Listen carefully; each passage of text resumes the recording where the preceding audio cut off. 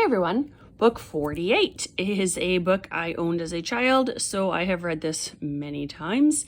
And this is one of our very special edition after school special type books. This one is called Mandy Miller Fights Back. Will Jessica lose her new friend? Funny enough, I don't think Jessica has any friends. Definitely not Mandy. So looking at the cover, left to right, we have Jessica. The wrinkles on that shirt they're not working for me. Mom jeans, can't really fault her that. It was the 80s. And next to her in the bed is presumably Lila doing that side eye, which seems to be the only facial expression that she ever has. And once again, it is that look of, I am better than you. How long do I have to sit here and pretend? And in the bed is Mandy Miller. Mandy was mentioned a couple times in the previous books. She is looking to be invited into the unicorns. I'm not sure why. She doesn't really fit with them, which is to say she's not a rich snob, yet she still wants to be part of their group. So the unicorns don't want her, and they task Jessica with breaking the bad news.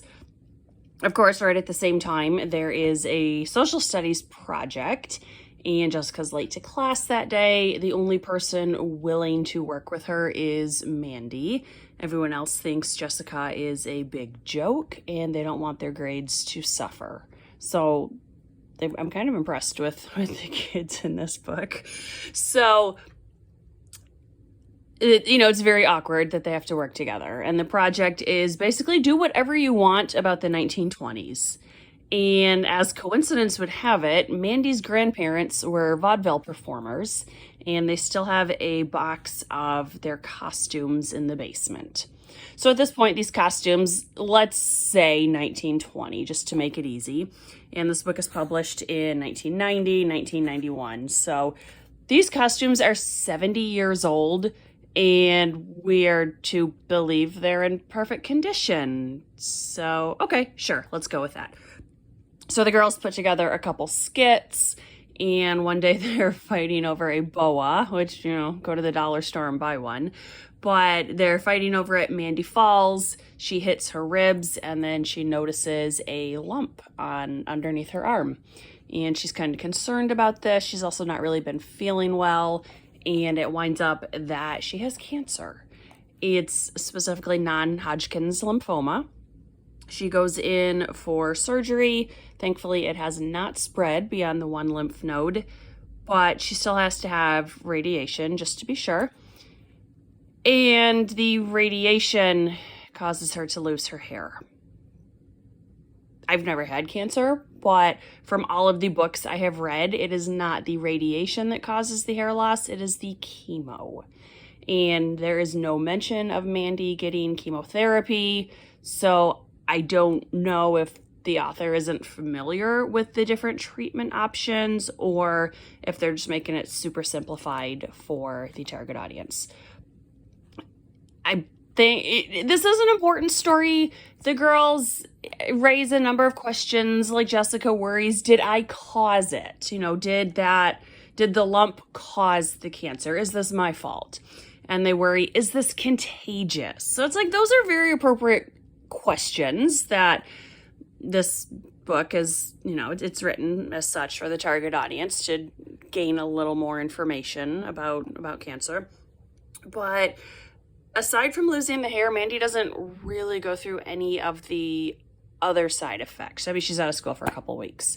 So for instance, we don't know about skin lesions. We don't know if her teeth are negatively affected, which both I understand are quite common side effects. This seems to be a super sanitized version of cancer, maybe so as to introduce to the kids, yes, this disease does exist, but it's not anything to be scared of, which I don't think that's necessarily the right message either.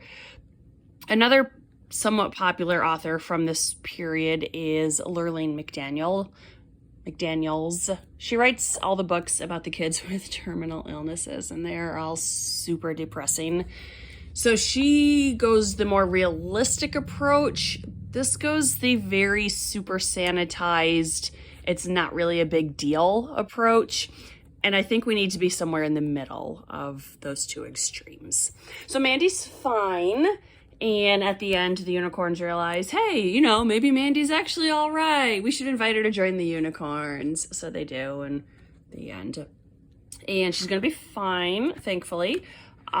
She's not going to have to do months upon months of radiation, or actually one of my friends had to do 5 years of medication by pill follow-up.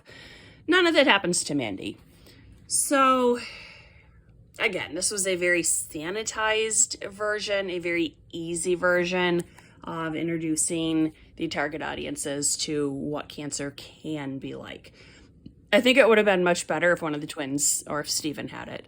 So, or even if Mandy had done any of the narrating, that we only get Jessica's outsider opinion and what she sees, what she is witnessing. So I think they lost a lot of good narration there.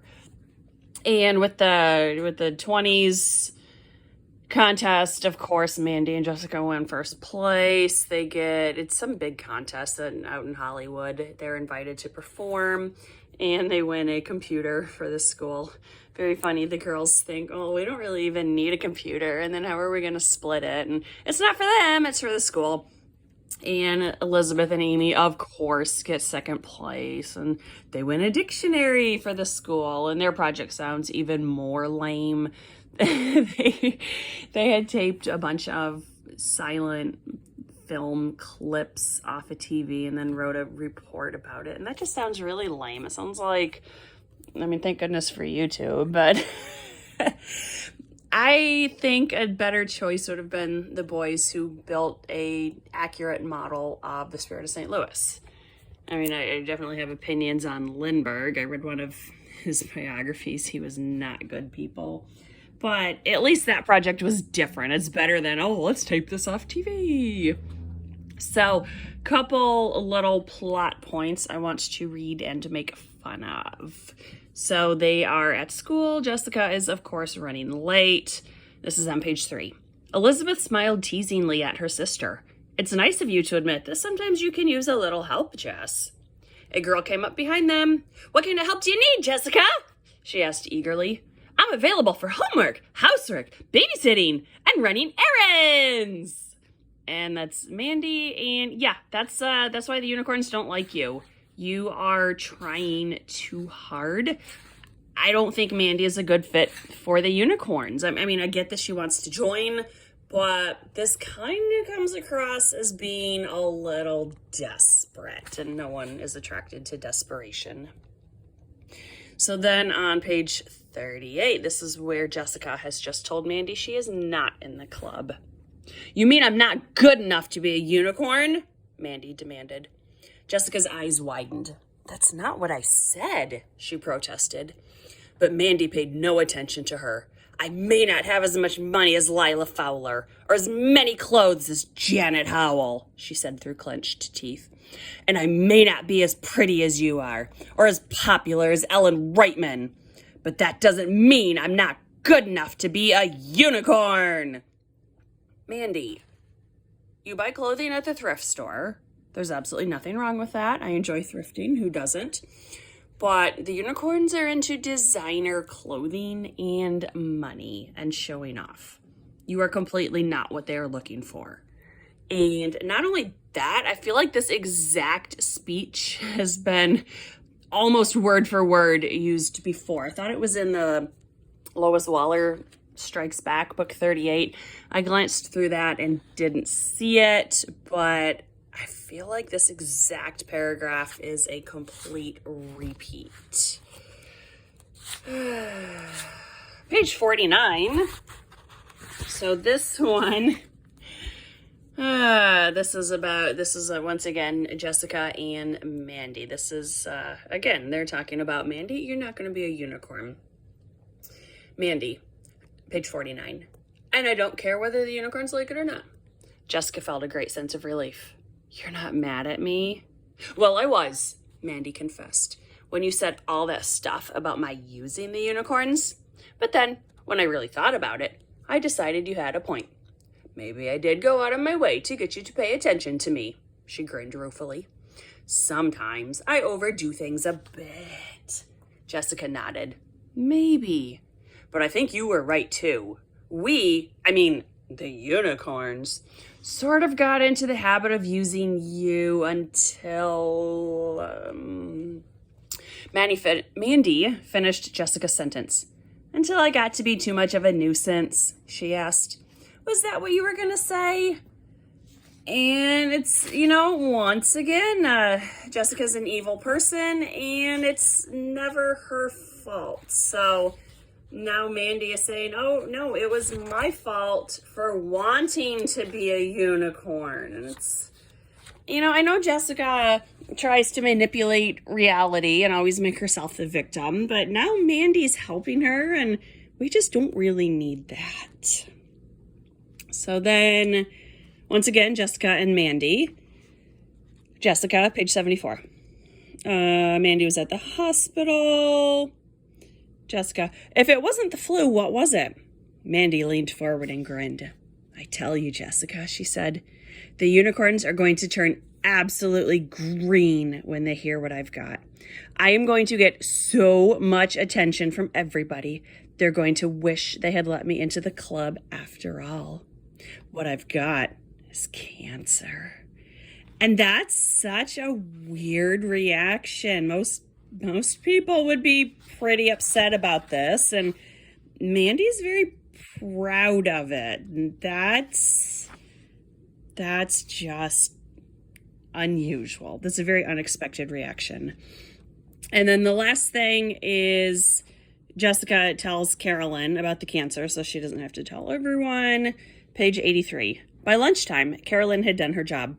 All the students at Sweet Valley Middle School knew that Mandy Miller had cancer. Everyone wanted to talk about it, and kids kept pestering Jessica about it. She did her best to answer everybody's questions briefly and accurately without embroidering any of the details. Do they mean embellishing? Because the only definition of embroidering that I know is doing crafts with needles and thread.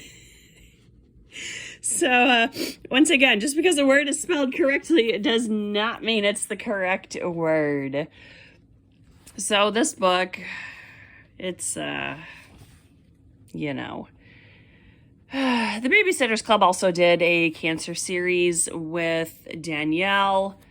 It was very similar. It's the very, very sanitized, written for babies version without any actual reality.